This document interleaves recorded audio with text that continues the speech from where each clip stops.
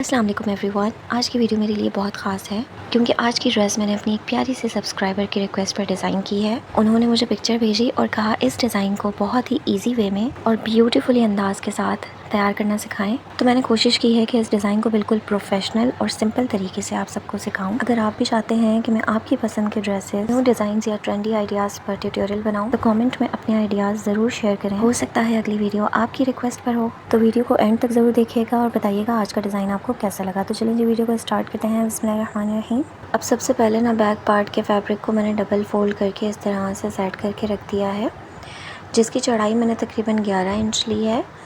Double fold में ये 22 inch हो जाएगी और लेंथ इसकी मैंने तकरीबन 19 इंचज़ ली है। 17 टू 16 मुझे यहाँ पे तैयार चाहिए, तो इसलिए मैंने 2 इंच एक्स्ट्रा रखा है। अब देखें इस तरह से सिंगल पीस मैंने लिया है। ये फ्रंट के लिए सिंगल पीस है 2 पार्ट में, ठीक है। एक तरफ का पीस जो है वो हम प्रिंटेड रखेंगे और एक तरफ की जो साइड है वो बिल्कुल प्लेन रहेगी। तो इस तरह से दोनों पार्ट्स को मैंने इसके ऊपर सेट करके रख दिया है। तो अब सबसे पहले हमने शोल्डर की मार्किंग करनी है। तो यहाँ मैंने 5 इंच पे मार्क किया है शोल्डर और हाफ़ इंच में डाउन कर दूँगी। सबसे पहले शोल्डर के लिए इस तरह तिरछा निशान लगा लूँगी। अब जो आधा इंच मैंने डाउन किया था उसके बाद मैंने 5 इंच पे एक और निशान लगा लिया और इस तरह से एक बॉक्स तैयार कर लूँगी जिसमें मैं आर्म होल का शेप दूँगी, गोलाई का शेप देने के बाद मैंने चेस्ट का साइज़ लेना है। तकरीबन मैं 6 से 6.5 इंच पर मार्क करूँगी और बाहर की तरफ इस तरह से जितनी भी मेरी कपड़े की चौड़ाई है ना, तो तिरछी मार्किंग लगा के इस तरह से एयरलाइन वाला शेप दे दूँगी।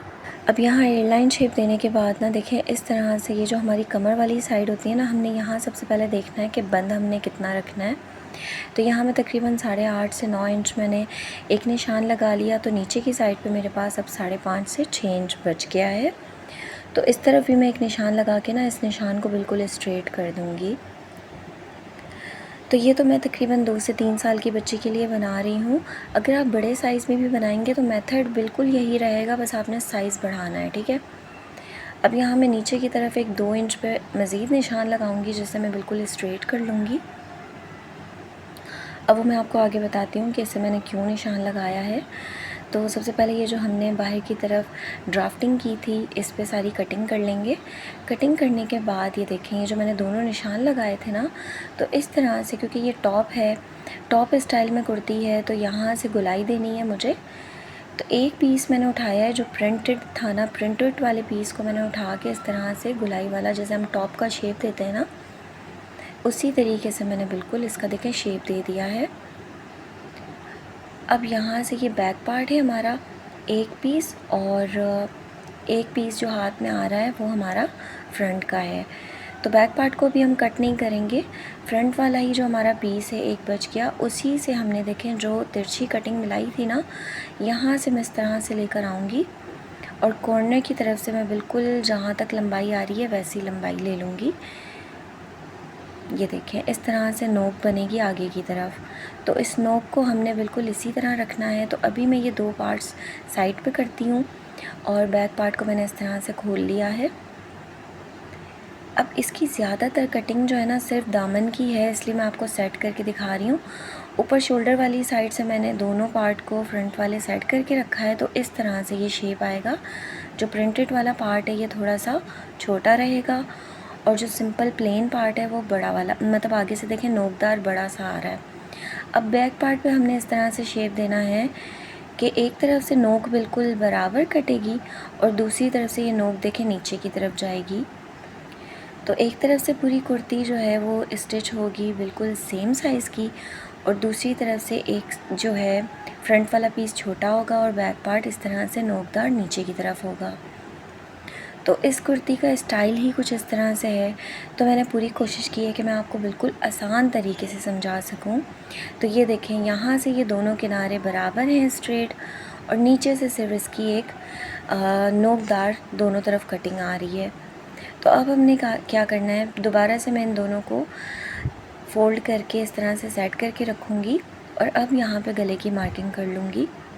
तो 2.5 इंच मैंने गले की चौड़ाई रखी है और 2.5 इंच ही मैंने यहाँ पे गहराई ली है गले की और बैक पार्ट में आधा इंच कट करूँगी क्योंकि यहाँ मैंने कॉलर लगाने हैं। अगर इस कुर्ती में आप कॉलर को स्किप करना चाहते हैं तो आप सिंपली यहाँ पे 1.5 इंच का गला बैक पार्ट पे कट कर सकते हैं, क्योंकि आगे गर्मियाँ हैं तो ये बिल्कुल फिर कुर्ती वाला शेप हो जाएगा। सिंपल गोल गला भी बना सकते हैं। अब यहाँ मैंने 2 स्ट्रिप्स कट की हैं, तो यहाँ देखें 1 इंच से भी मैंने कम रखा है इस पट्टी को डबल फोल्ड में। तो प्रिंटेड पार्ट के ऊपर प्रिंटेड ही पट्टी लगाऊंगी और प्लेन पार्ट के ऊपर इस तरह से प्लेन पट्टी को लगाना है। दोनों को इसके अंदर इंसर्ट करके ऊपर एक किनारे पे सिलाई लगा देंगे। तो इस तरह से ये हमारी दोनों पट्टियाँ बटन पट्टी बनकर तैयार हो जाएगी। तो एक पार्ट देखें छोटा है और एक पार्ट बड़ा। आपने घबराना नहीं है, डिज़ाइनिंग करने के बाद ही समझ आती है जब फाइनल लुक आता है ना तो कैसा लग रहा है। शोल्डर अटैच करने हैं, उसके बाद यहाँ देखें स्लीव्स मैंने सिंपली कट कर ली थी। मैं आपको इसका साइज़ बता देती हूँ। 10 इंच की मैंने इसकी लंबाई रखी थी और इस तरह से चौड़ाई कपड़े की तकरीबन 6-6.5 इंच है। आगे से मैंने कफ जो है वो 1.5 इंच चौड़ा रखा है, 1.5 इंच, और इस तरह से स्लीव्स को अटैच कर देंगे। अच्छा, अगर आपके पास प्रिंटेड कपड़ा हो तो एक तरफ प्रिंटेड कपड़े की आपने स्लीव्स अटैच करनी है और एक तरफ सिंपल प्लेन। मेरे पास कपड़ा कम था इसलिए मैंने प्लेन कपड़े की स्लीव्स ही बना कर लगाई हैं। अब यहाँ मैंने कॉलर जो है कॉलर का साइज़ ले लिया था और उसके बाद बैन कॉलर में कटिंग करके इस तरह से शेप देकर इसके ऊपर अटैच कर लूँगी। बहुत दफ़ा बैन कॉलर की मैं आपको कटिंग, स्टिचिंग सब कुछ डिटेल के साथ बता चुकी हूँ।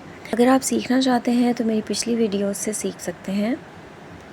तो यहाँ देखें कॉलर लगाने के बाद इस तरह से अब हमने दामन को बनाना है। तो यहाँ दामन आप बारीक फ़ोल्ड भी कर सकते हैं, लेकिन मैं जो है यहाँ पर पलटावा पट्टी के साथ बनाऊंगी। आगे चल के मैं आपको फ़ाइनल लुक दिखाऊंगी कि किस तरह से बनकर तैयार हुआ है। दोनों तरफ से हमने इस तरह दामन को फोल्डिंग करके तैयार कर लेना है और बैक पार्ट के भी दामन को हमने तैयार कर लेना है। तो यहाँ देखें, अगर आप पलटावा पट्टी के साथ बनाएंगे ना 1 इंच चौड़ी पट्टी के साथ, तो खूबसूरती के साथ इसकी नोक तैयार होगी और बहुत ही लुक इसका फिनिशिंग के साथ आएगा, बिल्कुल प्रोफेशनल लुक आ जाएगा।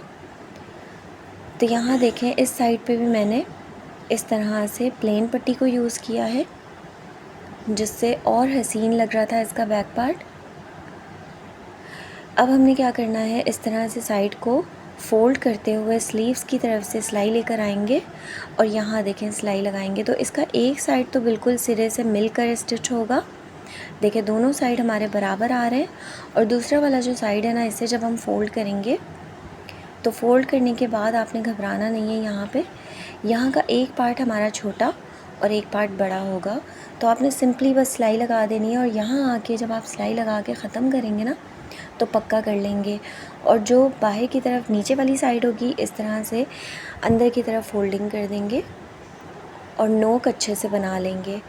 तो यहाँ मैंने हर तरफ जो है पलटावा पट्टी के साथ फिनिशिंग दी थी, तो ये फिनिशिंग आप देख सकते हैं। बटन पट्टी के ऊपर यहाँ आप बटन्स भी लगा सकते हैं खूबसूरत से, जिससे मज़ीद लुक खूबसूरत हो जाएगा। और बैक पार्ट में मैंने छोटे छोटे से स्ट्रिप्स दिए हैं कमर के ऊपर, जिससे आप बेल्ट को इंसर्ट कर सकते हैं। तो इस तरह से कुछ लुक है। आई होप आपको आज की वीडियो और आज का ड्रेस पसंद आया होगा। देखते हैं नेक्स्ट डिज़ाइन किसकी रिक्वेस्ट पर बनता है। Bye bye.